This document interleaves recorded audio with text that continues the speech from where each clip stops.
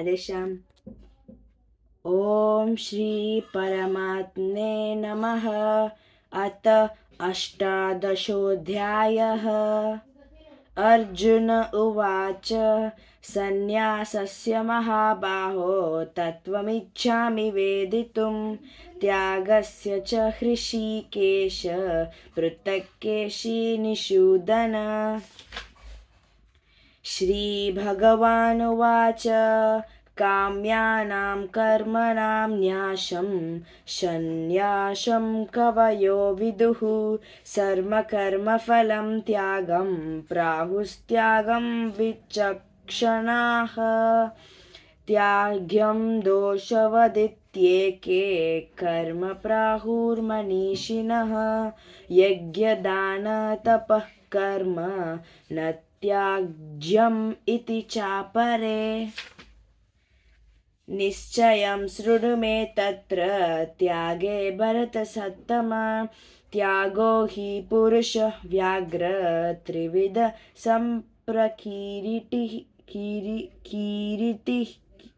कीर्तितः।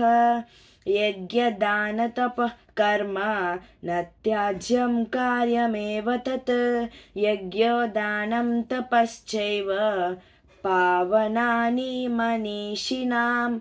एतान्यपि तु कर्माणि सङ्गं त्यक्त्वा फलानि च कर्तव्यानीति मे पार्थ निश्चितं मतमुत्तमम्।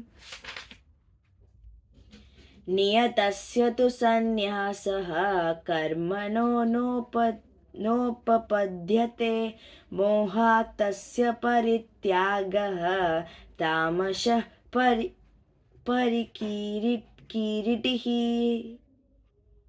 कीर्तितः।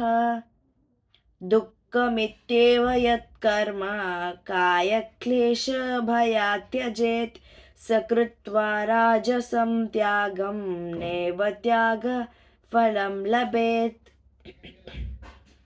कार्यमित्येव यत्कर्म नियतं क्रियतेऽर्जुन सङ्गं त्यक्त्वा फलं चैव सत्यागः सात्विको मतः।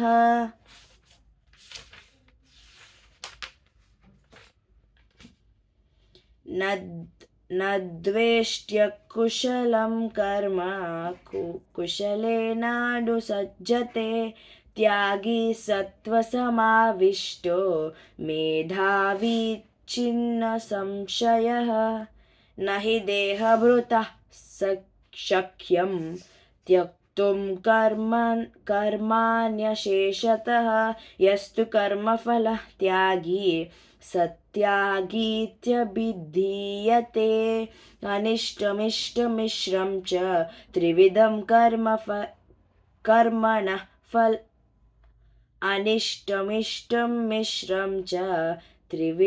कर्मणः फलं भवत्यत्यागिनां प्रेत्य न तु सन्न्यासिनां क्वचित्। पञ्चैतानि महाबाहो कारणानि निबोध मे साङ्ख्ये कृतान्ते प्रोक्तानि सिद्धये सर्वकर्मणाम्।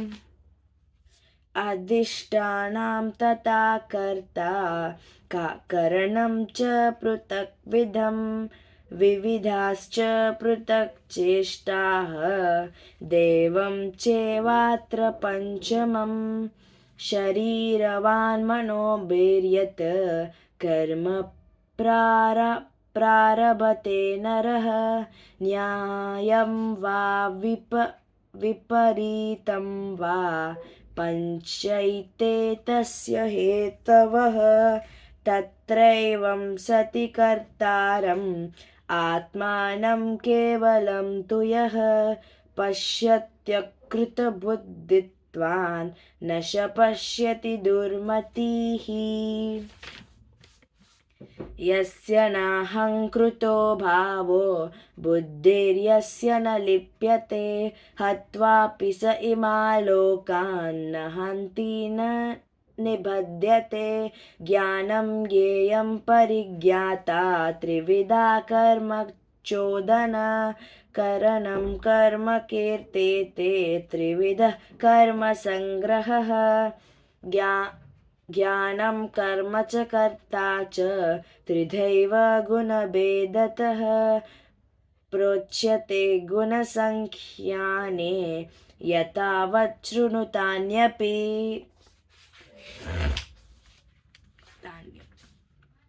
सर्वभूतेषु येनैकं भावमव्ययमीक्षते अविभक्तं विभक्तेषु तज्ज्ञानं विधि सात्विकम् यत्तु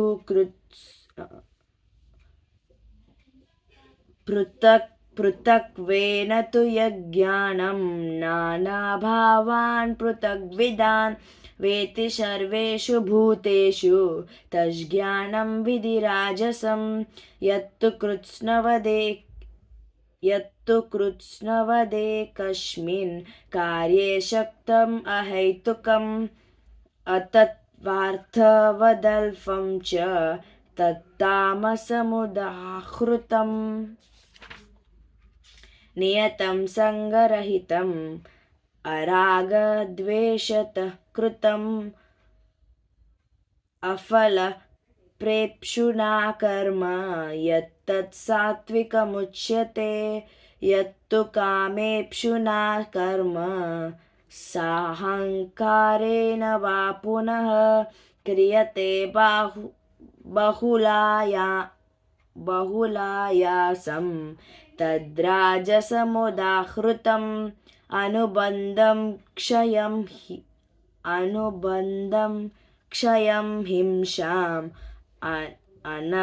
अनपेक्ष्य च पौरुषं मोहाद् आरभ्यते कर्म यत् तत्तामसमुच्यते मुक्तसङ्गो नहं वादी धृत्युत्साहसमन्वितः सिद्धसिद्ध्योर्निर्विकारः कर्ता सात्विक उच्यते रागी कर्मफलः प्रेप्सुः लुब्धो हिंसात्मको शुचिः हर्षशोकान्वितः कर्ता राजसः परिकीरितः अयुक्तः प्राकृतिस्तब्धः शतो नैष्कृतिकोलशः विषादी दीर्घसूत्री च कर्ता तामस उच्यते बुद्धिर्भेदं धृतेश्चैव गुणतस्त्रिविधं शृणु प्रोच्यमानम् अशेषेणे पृथक्त्वेने धनञ्जय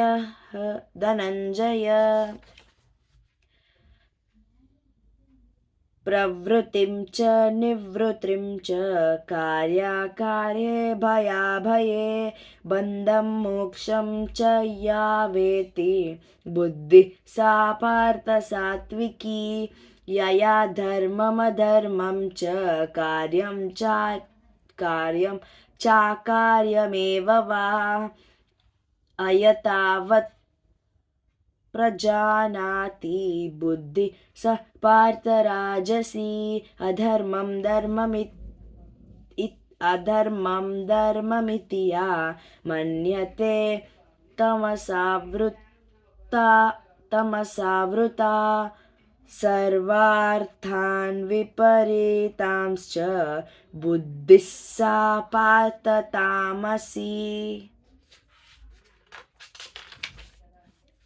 धृत्या यया धारयते मनः प्राणेन्द्रियः क्रियः योगेनाव्यभिचारिण्या धृतिः सा पार्थ सात्विकी यया तु धर्मकामार्थान् धृत्या धारयतेऽर्जुन प्रसङ्गेन फलाकाङ्क्षी धृतिः सा पार्थराजसी यया स्वप्नं भयं शोकं विषादं मदम् एव च न विमुञ्चति दुर्मेधा धृतिः सा पार्थतामसी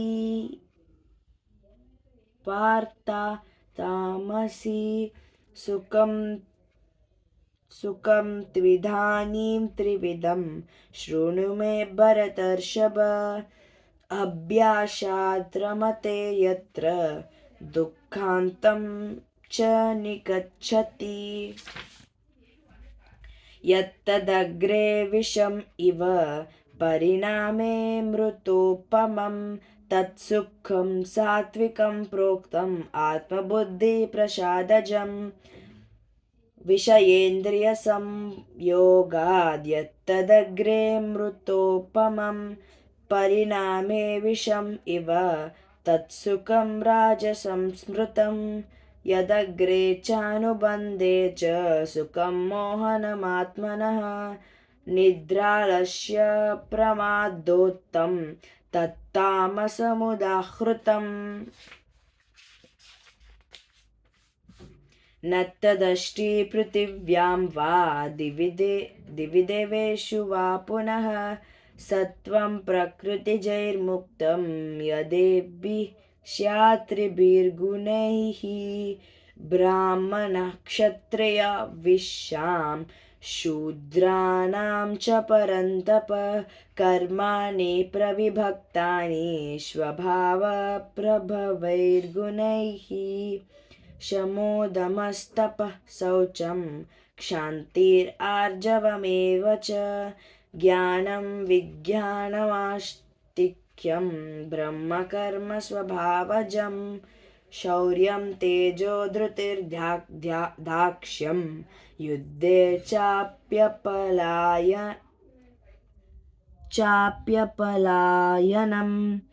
दानमीश्वरभावश्च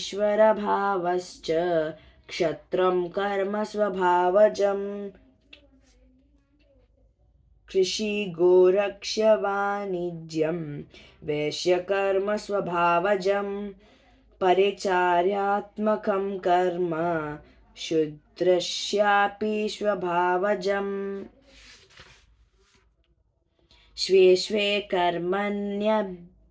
स्वे स्वे कर्मण्यभिरतः संसिद्धिं लभते नरः स्वकर्मा निरतः सिद्धिं यथा विन्दति तच्छृणु यत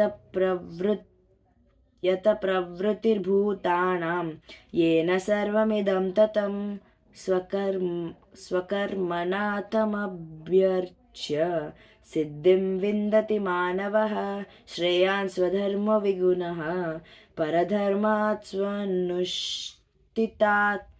स्वभावनियतं कर्म कुर्वन्नाप्नोति किल्बिषम्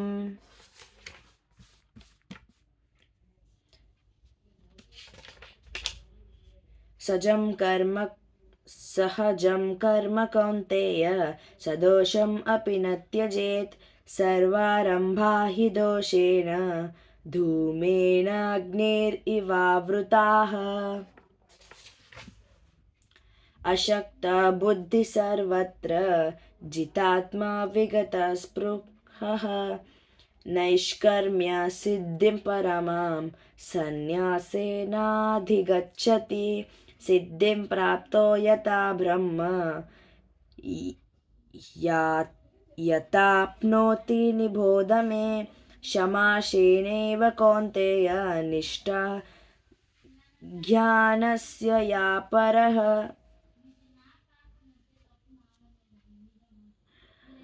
बुद्ध्या विशुद्धया योक्तः धृत्यात्मानं नियम्य च शब्दादीन् विषयांस् त्यक्त्वा रागद्वेषव्युधस्य च विविक्तसेविलग्वासी यतवाक्काय मानसः ध्यानयोगपरो नित्यं वैराग्यं समुपाश्रितः अहङ्कारं बलं दर्पं कामं क्रोधं परिग्रहं विमुच्य निर्मनः सन्तः भूयाय कल्पते। ब्रह्मभूतः प्रसन्नात्मा न शोचति न काङ्क्षति समसर्वेषु भूतेषु मद्भक्तिं लभते पराम्। भक्त्या त्वामभिजानाति यावान्यश्चास्मि तत्त्वतः ततो मां तत्त्वतो ज्ञात्वा विशते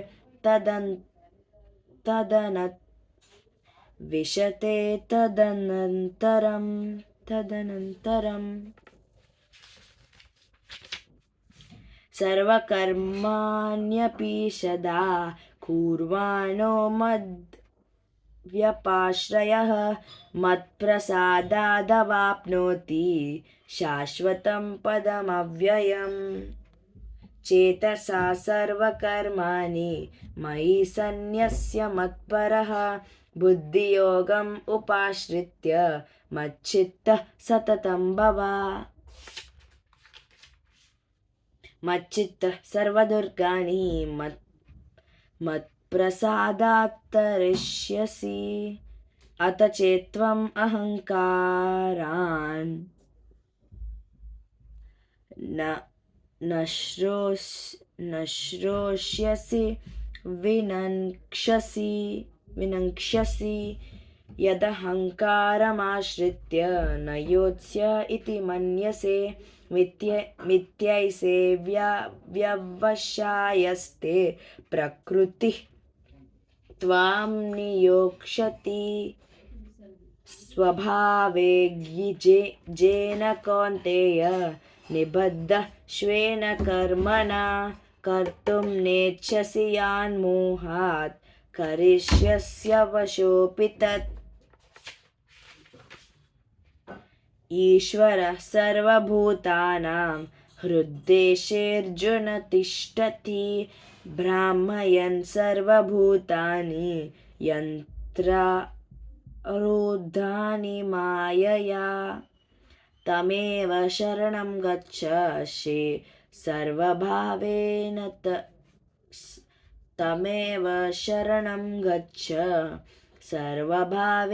भारत।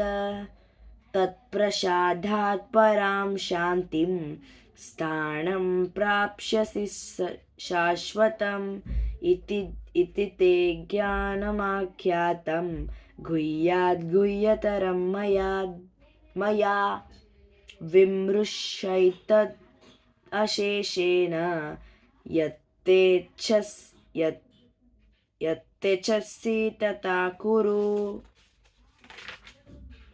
सर्वगुह्यतमं भूयः शृणु मे परमं वचः इष्टोऽसि मे दृढमिति ततो वाक्ष्यामि ते हितं। मन्मना भव मद्भक्तो मद्याजी मम नमस्कुरु मामे वैश्यसि सत्यं ते प्रतिजाने प्रियोऽसि मे। सर्वधर्मान् परित्यज्य मामेकं शरणं व्रज अहं त्वां सर्वपापेभ्यः मोक्षयिष्यामि मा शुचः। इदं ते नातपस्काय न भक्ताय कदाचन न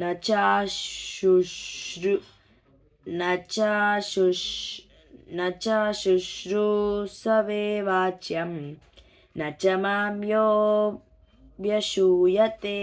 य इदं परमं गुह्यं मद्भक्तेष्वधिदास्यति भक्तिं मयि परां कृत्वा मामे वैश्यत्यसंशयः। न च तस्मान् मनुष्येषु कश्चिन्मे प्रियकृत्तमः भविता न च मे तस्मादन्यः प्रियतरो भुवि।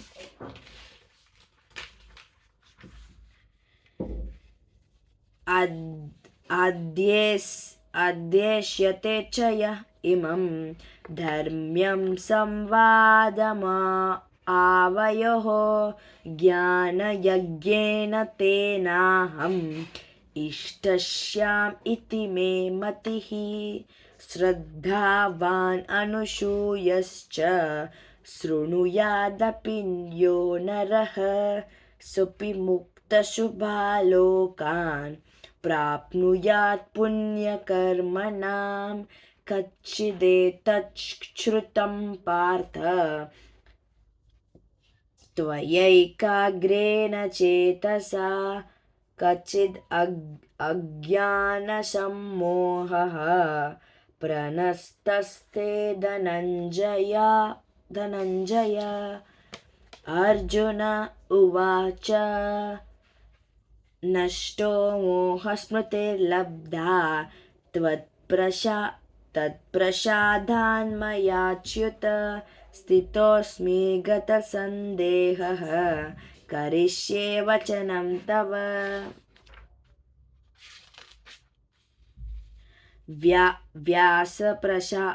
व्यासप्रसादात् श्रुतवान् एतज् गुह्यम् अहं परं योगं योगेश्वरात् कृष्णात् साक्षात् कथयत स्वयं राजान् संस्मृत्य संवादमिममद्भुतं केशवार्जुनयोः पुण्यं हृष्यामि च मुहुर्मुहुः तच्च संस्मृत्य रूपमत्यद्भुतं हरेः विस्मयो मे महान् राजन् हृष्यामि च पुनः पुनः यत्र योगेश्वरः कृष्णः यत्र पार्थो धनुर्धरः तत्र श्रीर्विजयो भूतिर्ध्रुवा नीतिर्मतिर्मम। राधेश्याम मैया, दंडवत प्रणाम।